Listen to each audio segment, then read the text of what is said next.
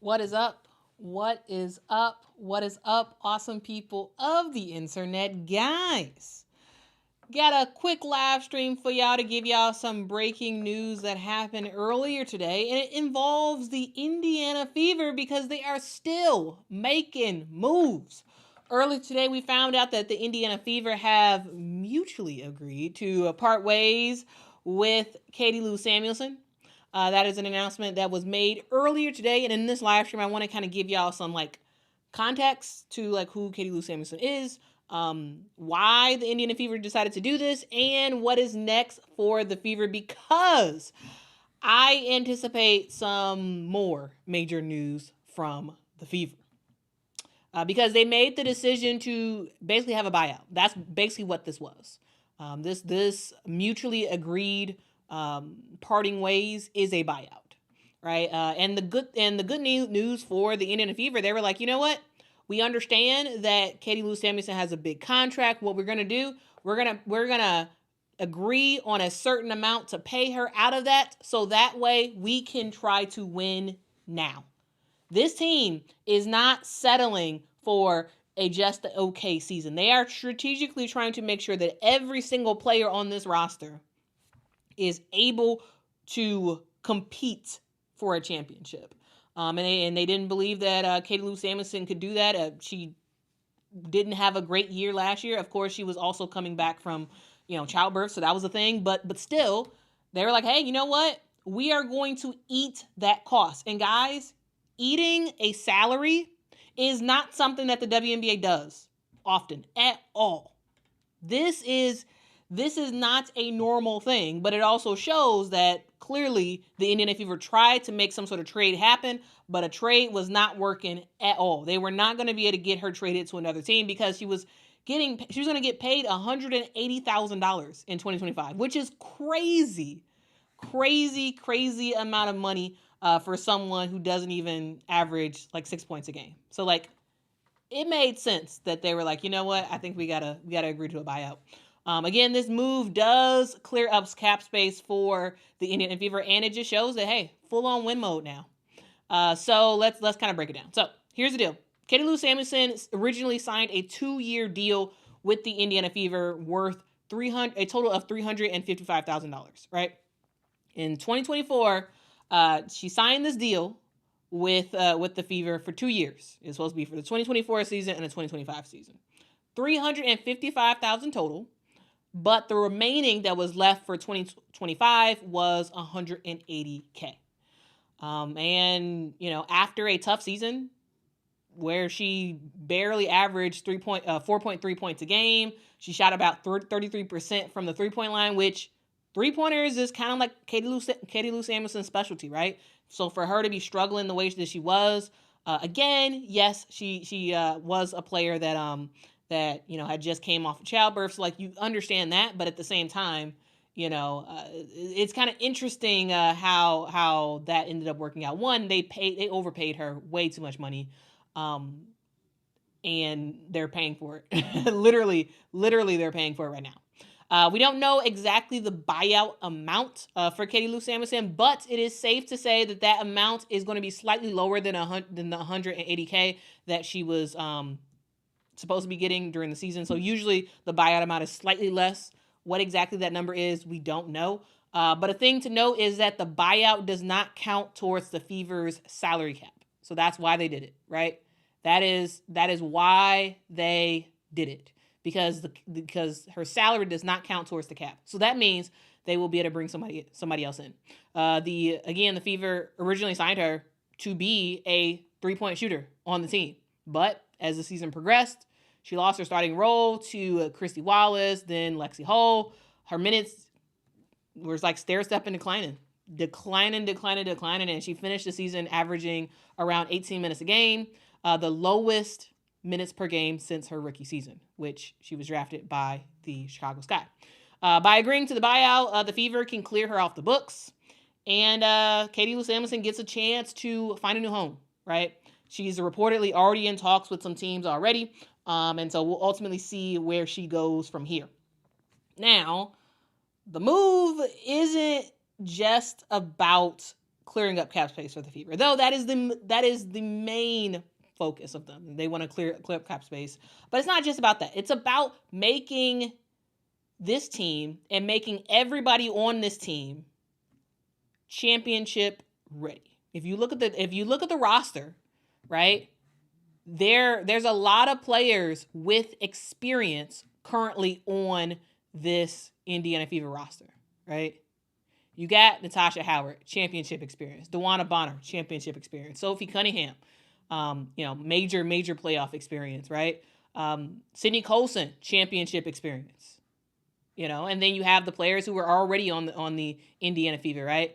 The sort of newer players who are absolutely making awesome content about it. So yeah, I think it's kind of wild. I think it is kind of wild that they're like, hey, you know what? Everybody on our team needs to be able to positively contribute to us winning a championship, and if you're not going to do that, boom, you're out. You gotta go. You got to go. Yeah. But we'll ultimately see, guys. Again, they already got some big pieces for next year already. Tasha Howard, 3-time champ, right? It's kind of wild. It is kind of wild.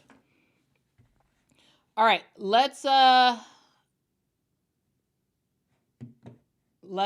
to y'all comments, and then we'll keep going with talking about what this means for Katie Lou and the Fever going forward. Brandon, thank you so much for the super chat. Says, what's the biggest contract buyout you remember? Honestly, I can't remember the last time. I can't remember the last time that this happened. I can't remember. I mean, I remember when we saw, who was that? Tina Charles have a contract divorce from the Phoenix Mercury during the regular season. That happened 2 years ago, 3 years ago. It was when I think it was when Brittany Griner was still in Russia. That happened. I think that's the last thing of this sort that I really remember. So yeah, that's a thing right there. All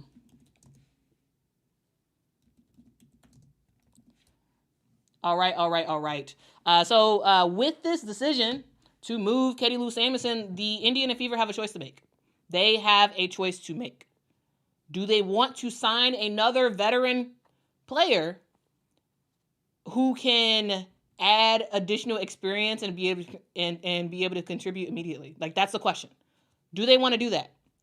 Do you want a veteran who has that experience? Do you want to bring in another shooter, right? Because who doesn't want more shooters on a squad, right? Also, do you want to get somebody who can play a lot of defense, right? This team, they've added some more defense, absolutely. But there's some question marks about, okay, well, do you need more defense, right? We all know that Stephanie White is a defensive coach. And so yeah, that's the thing. Do you want it? What do you want? Do you want defense? Do you want a shooter? Or do you just want overall experience?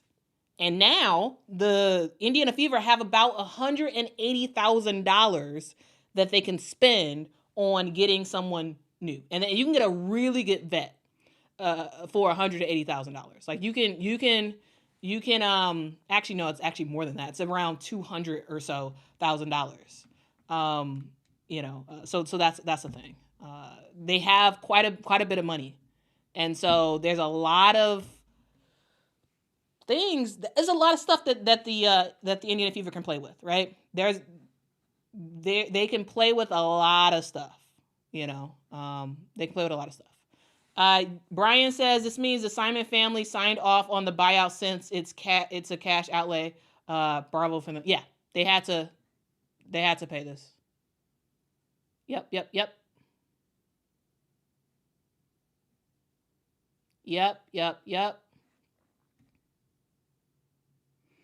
So yeah, guys, this is pretty cool. Pretty wild thing for the Indiana Fever to do, and we'll ultimately see what happens from here. We'll ultimately see. We will ultimately see what they decide to do.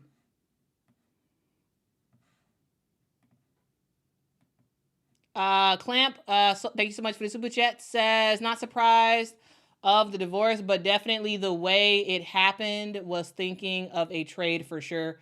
I mean, the thing was, she was going to get paid $180K in 2025 for someone who last season did not average 5 points a game. So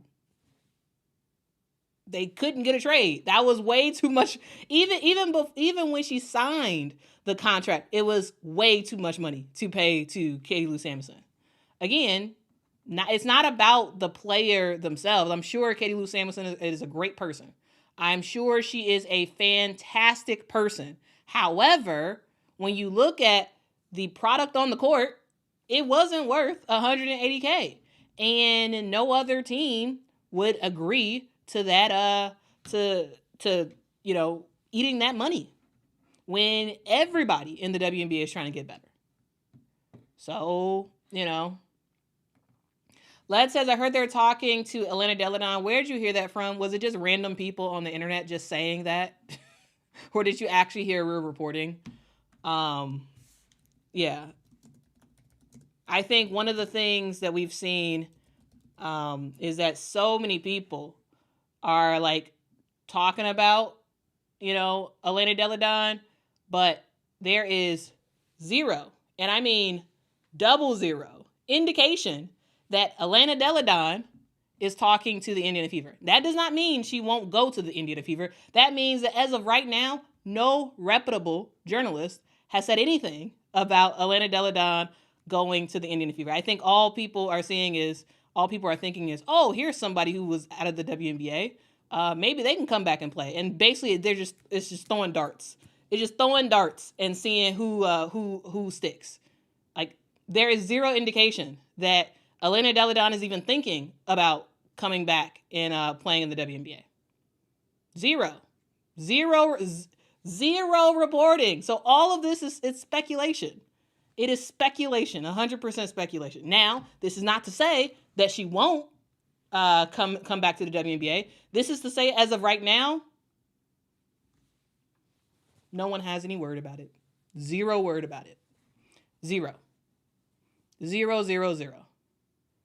So they're not talking to Elena Delle Donne, at least as of right now, because if they were, we would actually see real reporting about it. It's just fodder for the internet. That's all it is. That is all it is. Tom says, is EDD 100% healthy? We don't know. We do not know.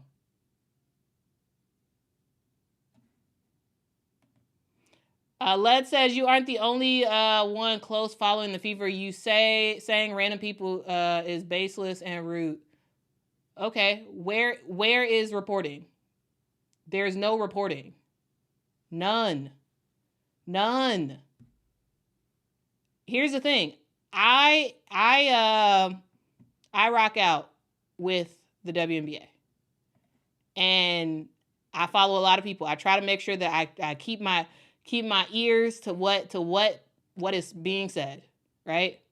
And I haven't heard from any journalist about her actually going to the Fever and her actually talking to the Fever. It's just speculation. And that's okay. That's 100% okay. But just because you speculate does not mean it's fact. So anyway.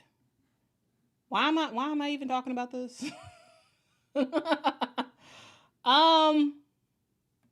Who else can they get? I mean, there's a lot of players you can get. There's a lot of players overseas you can get. There's still some WNBA players that are still unsigned.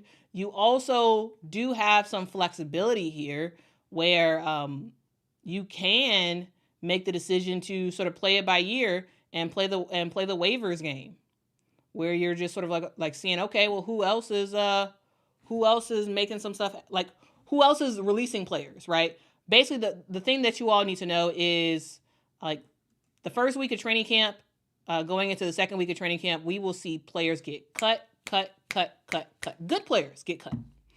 And so, we'll ultimately see what the Fever do. Do you want to pick up somebody on the waivers? Do you want to pick up someone? What if you also want to pick up somebody overseas? Like, there's a lot of question marks about what you need to do. All right. Led says, what if I say you are also a random vlogger speculating all scenarios? Yeah, tell me how. Yeah. I am speculating right now in terms of what the Indiana Fever might do in terms of, do they get a big? Do they get a international player? Do they get, a 3-point assassin? Who do they get? Who do they pick up for this remaining amount of money that they have left to spend in their cap space? That is speculation. That's not a fact. But I tell you on this channel what is fact and what is fiction, man. And what is speculation? It's not an issue. That's not a problem. That is not a problem at all. It's not an insult. Me saying what I just said is not an insult at all. I think it's just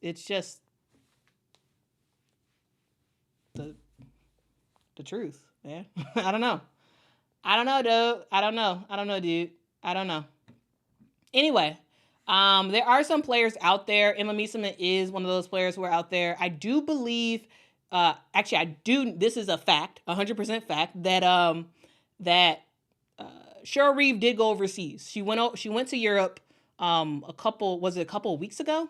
She went over to Europe to talk to people, to talk to some players and try to see what the situation looks like in terms of trying to get players for the Minnesota Lynx for next season. Now, speculation, Emma Miesemann might be coming back to the WNBA. I say that because if the main issue that she had in the past, the main issue that Emma Miesemann had in the past, which is a fact, she said it before, is around prioritization. That was something that she really did not like, right?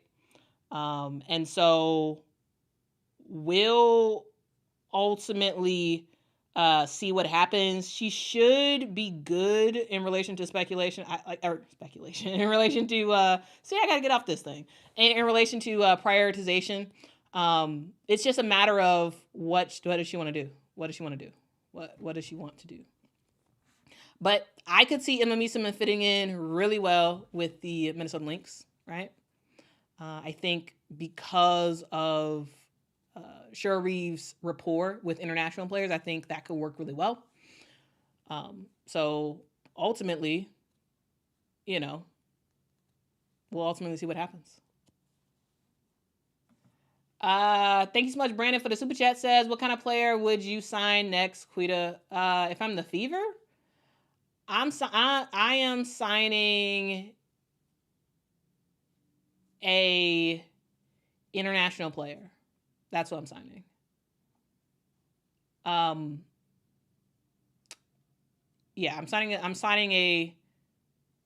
probably signing an international player. Like, not Emma Miesemann, but somebody like a Emma Miesemann that can sort of play that 4 role. And can also shoot as well. Clamp, thank you so much for the super chat. Says, you think Kennedy Carter blackballed herself? I think Kennedy Carter has not done herself any favors, right? I don't think she's done herself any favors in the WNBA. I think she's okay with that. I think she's fine with the decisions that she has made. But I don't know. I don't know if Kennedy Carter comes back to the W. I hope she does. I think she's a great talent. But your actions have reactions. I mean, it is what it is. It is what it is. But guys, I am late. I do have to go to something. I do appreciate y'all so much for rocking with me, though. Just wanted to give y'all the news that Quita Loves Samuelson is on her way out of, she's on her way out. So we'll ultimately see what happens. All right. Aquitas says, can you speculate on why Quita Loves Samuelson would do a contract buyout? I mean, it's because the Fever didn't want her. And I guarantee you, I'm speculating that they talked to her and said, hey, we tried to get you on a trade. We tried to get you somewhere else via a trade. It didn't happen, and so, that's, it is what it is. We need to get your contract off the books because we want to build and we want to bring somebody else in. Your contract is way too expensive and, you got to go. So can we agree on an amount to get you to go? And why would you want to be somewhere that that the people don't want you, right? So they mutually agreed on an amount, and Quita Loves Samuelson was like, you know what? Peace out, Yeah. So the Fever did not want her contract, couldn't trade her, and talked to her about it, and they mutually agreed on something. So that is my speculation based off of anyway, I gotta go. Appreciate y'all so much for talking with me. And yeah, I don't attack. Row 2, you're right. I don't attack. I just talk. I don't attack. I just share facts and ask for facts back. When she speculates, she is upfront with that. I am. So, I'm sorry that some people are offended or whatever. But yeah. Anyway. 3 Diglets, thank you so much for the super chat. Okay, we got to end on this. 3 Diglets, thank you so much for it. The Fever got rid of everyone. The rest of the league is cooked. Fever gonna have 15 chips like the Lakers. Okay. 3 Diglets. 3 Diglets is saying this now. Okay. Saying this now. I mean, I don't know. I don't know if they end up with 15, but yeah. Wild. Thank you so much for the super chat, though. I mean, I think they're definitely in the hunt for 2025. 100% in the hunt for 2025. We'll see what happens, though. Guys, appreciate y'all. And have a good night. Bye-bye.